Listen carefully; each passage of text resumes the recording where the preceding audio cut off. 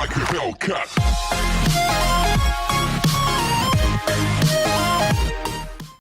Hello and welcome back to the channel where it is time for another video. And this is a video that I've been meaning to do for quite some time because recently I've noticed there's been an upsurge in people putting videos on YouTube where they're constantly criticizing CEX. They're saying that they scam you, they rob you, they cheat you, they're a terrible company, and they're just out to try and rip you off. And now, one thing that these people do is never offer solutions or advice or ways that CEX could actually just improve to avoid all of these negative experiences. I'm not saying all of these negative things that people say are true. I'm not saying all of them are false. But what I'm saying is that there are solutions and things that CEX could do to drastically improve their reputation and customer service. So today I've compiled 5 reasons that we're going to take a look at, 5 things that CEX could do to improve as a company.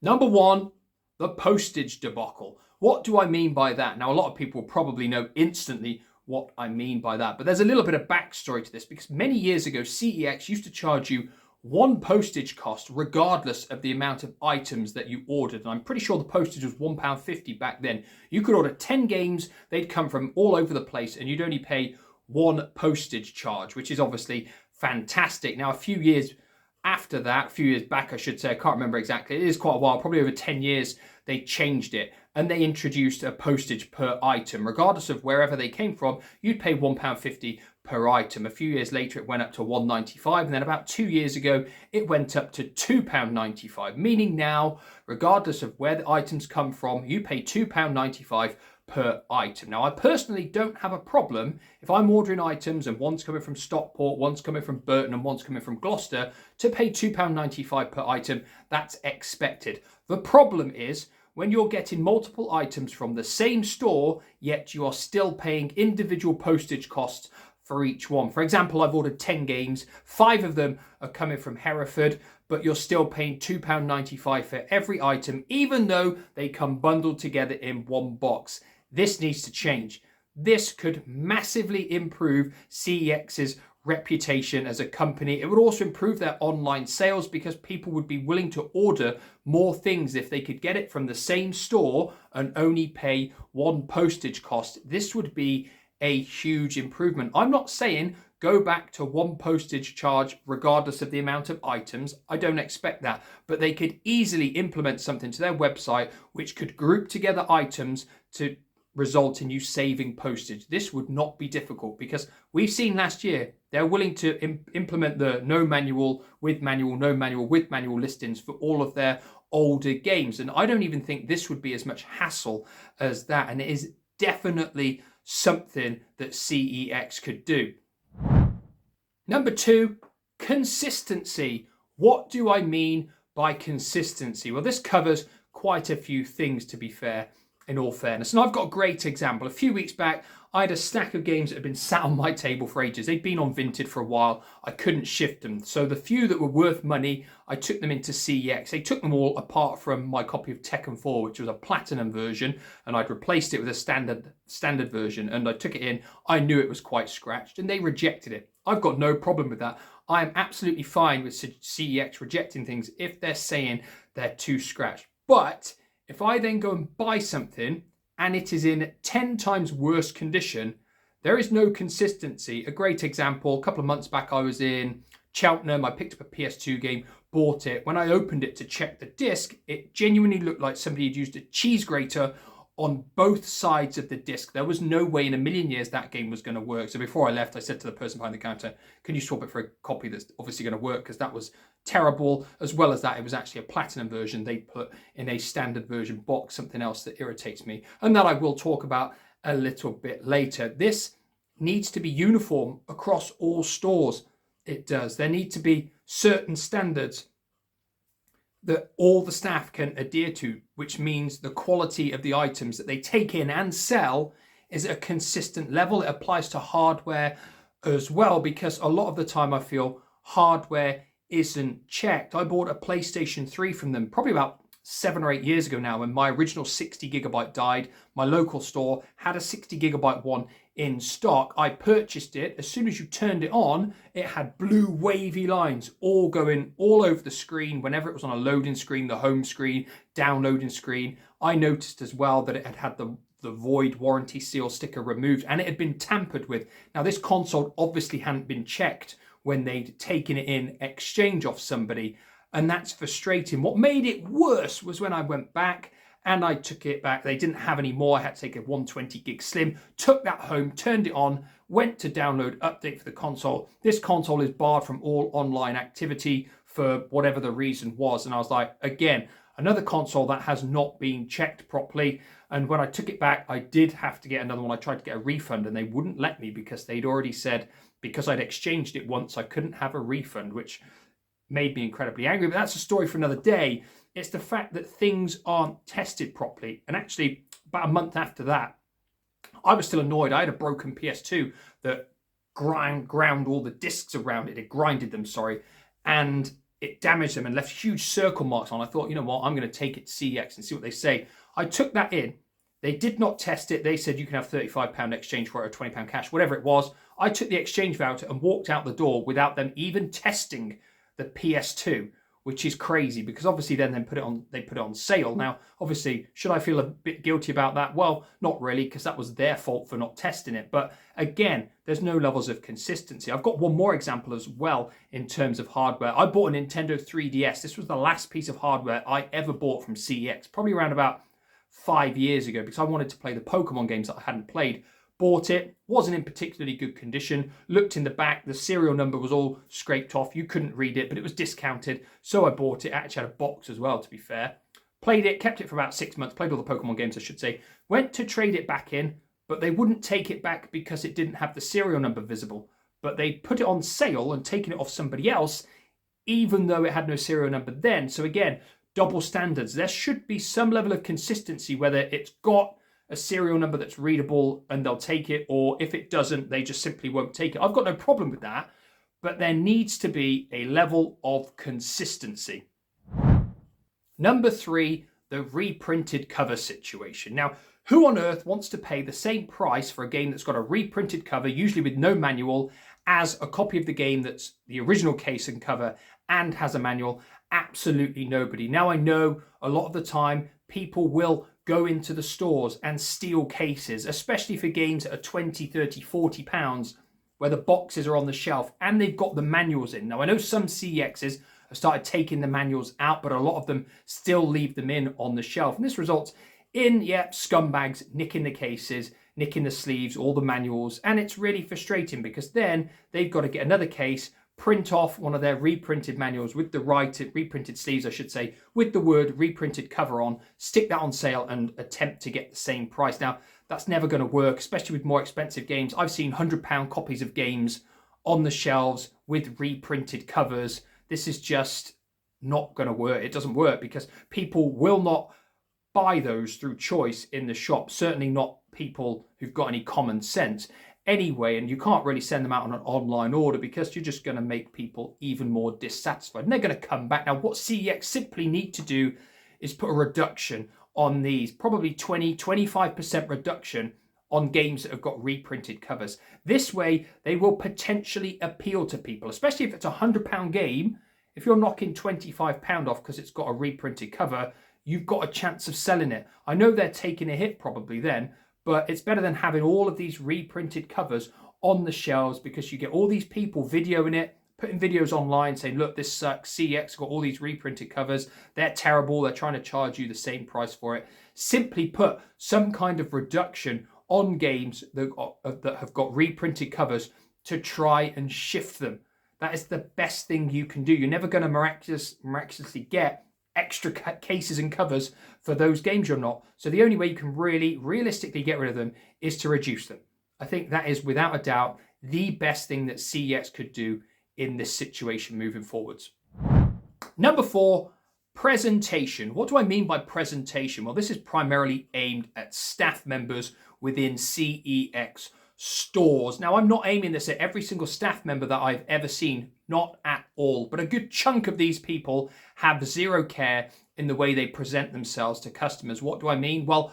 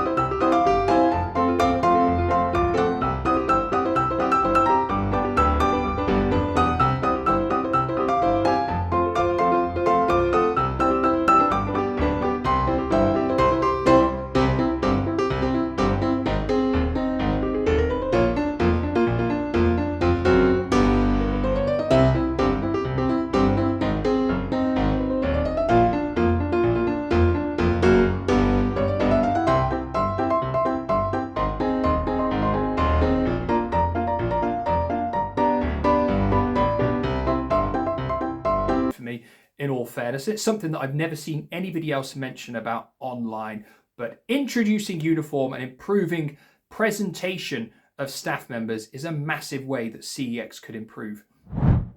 And last but not least, number five. Number five is training, or perhaps the fact that CEX staff members seem to have a lack of training. And this could be potentially viewed as the biggest thing, because time and time again, I've been in stores, I've ordered things online, and you're told things that aren't true. You're sent things that are wrong. I've got so many examples of this. It's just crazy. A few years back, I decided I was going to collect Master System games. It was the first console I ever had. So I ordered a Master System 1 online. They look like this. What I was sent was a Master System 2, which looks like this. As you can see, they look completely different, but whoever had traded in the Master System 2 had traded it in as a Master System 1 somehow, even though they look completely different. Sticker on, and then whoever picked that order for me, I'm sure they would have seen what a Master System 1 looks like on the system, saw that this console looks nothing like it, and they just thought, I'll just send it anyway. Why? You know that it's going to get returned. It's not the same thing. There is a couple of major differences between the Master System 1 and the Master System 2, and that's why people would usually prefer to get the original. I've had this happen many times, though, this next thing, when you order a game on one format and you're sent a game on a different format because, again, the person who traded it in has taken it in as the wrong item, stuck the sticker on it, and then whoever's picked it for an online order has just ignored it and sent it out regardless. Why?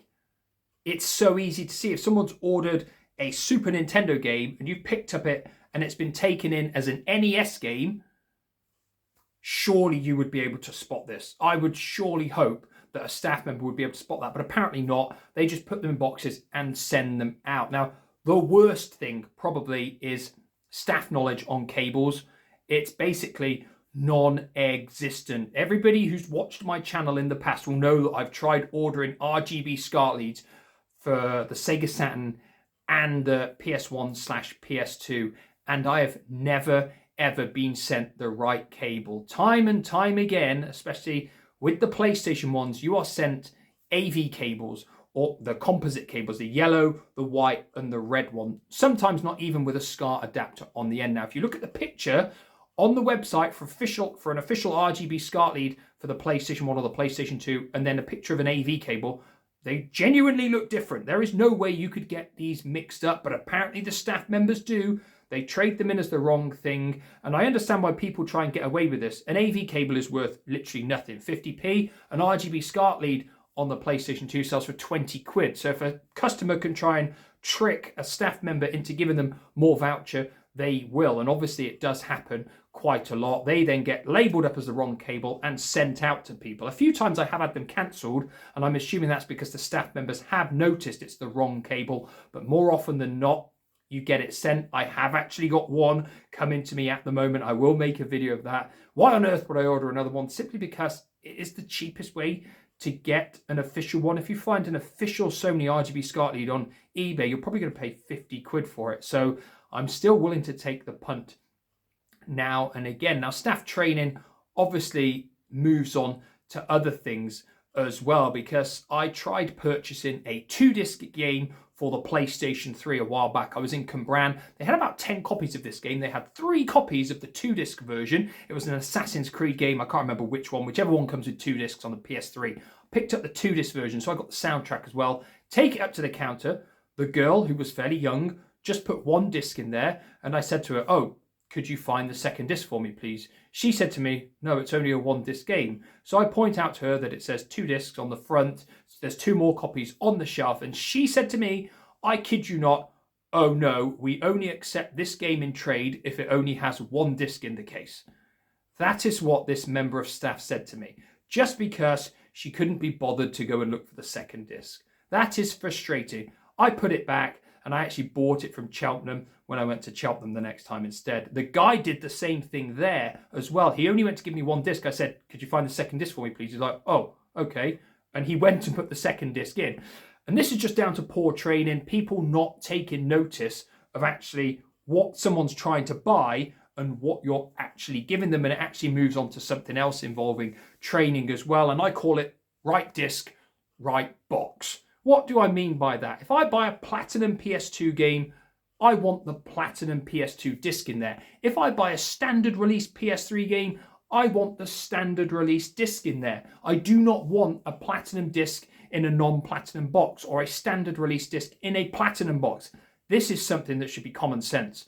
It really, really should. People should be thinking, hang on, if I'm buying a Platinum game, the chances are I'd want the Platinum disc in there. And the staff members just need to take a little bit more notice about what someone's buying and what they're picking up and what they're putting in. Now, this could easily be prevented, because when the CEX staff members are taking games in and they're master bagging them, it might sound funny. If you don't know what master bagging is, it's basically when you take the disc and the manual out and you put them inside a cardboard sleeve or a case and you write on it or you print the sticker on it what it is. It always used to be called master bagging when I worked in Woolworths. And you can easily just put Platinum on it. You could write it on there so people don't get confused. And this way, it's going to improve customer satisfaction. Time and time again, I've seen people's videos online complaining because they bought a standard release game and they've been sent it through the post and it's got a Platinum disc in. Or they've gone into the store, bought it, and they put a Platinum disc in, and that customer has then not bothered checking it before they leave. That's actually on them. You should always check your cases before you leave. Now, I've got one more thing to say about training as well, and that is when a staff member is taking something in, they have to look at this and say, would I buy this item based on how it looks myself? And if their answer is no, that staff member should not take that item in, because you have to think it would struggle to sell. Now, recently I saw a video of some chap called Donald. He was complaining about CEX, as he always does in the few videos I've seen. That seems to be his main form of content. He had a really battered Xbox 360 game, and it was one that sold for over £40. Can't remember what the name of the game was now, but it looked disgusting. The sleeve looked like somebody had screwed it all up, dipped it in water, folded it back out, put it inside. It looked absolutely minging, and there was no way, if I was a staff member, I would accept that in exchange in my store, because I know it wouldn't sell, especially as it's an expensive game. He was complaining that CEX wouldn't take it and they'd refused it. I'm glad they refused it, because I don't want to go into a store and look at stuff like that on the shelves, because people aren't going to buy it. It's going to sit there. It's basically like you're giving somebody money knowing that you're never ever going to get the actual retail value of that item back, because it's never going to sell. Now, staff members simply need to be more diligent and careful in the way that they accept things in trade. They just need to be more careful when they're looking at it and saying yes or no, whether the disc is scratched or not, whether the sleeve is all shredded and ripped. They just need to say no to these items because they're never going to sell, but also they make the shelves look really, really crap. I've been in CEX stores, I think Cheltenham was one of them, and I went in there and stuff looked so bad, so bad. Cheltenham was the worst store I've ever seen for reprinted covers as well, and it's just off-putting. It really is. I don't want to look at something and think, oh my God, where has that been? Just say no. Just don't accept stuff like that. I know a lot of CEXs don't have great stock at the moment. Some formats of software and stuff, and just in terms of games purely, have been really low since Christmas, and they've not really gone back up at all. But that doesn't mean you have to accept stuff that looks absolute like turd just to have stuff on your shelves, because it's not going to sell. It really, really isn't. So those were 5 ways that CEX could drastically improve as a company, improve customer satisfaction, improve customer experience, and just simply improve their reputation. And they are easy things that could be implemented within stores. Has anybody else out there, though, got suggestions on how CEX could improve? I've only come up with 5. There probably are a dozen other things that people could say. Let me know with a comment down below. And like always, I'll be back in the near future with another video. Goodbye for now.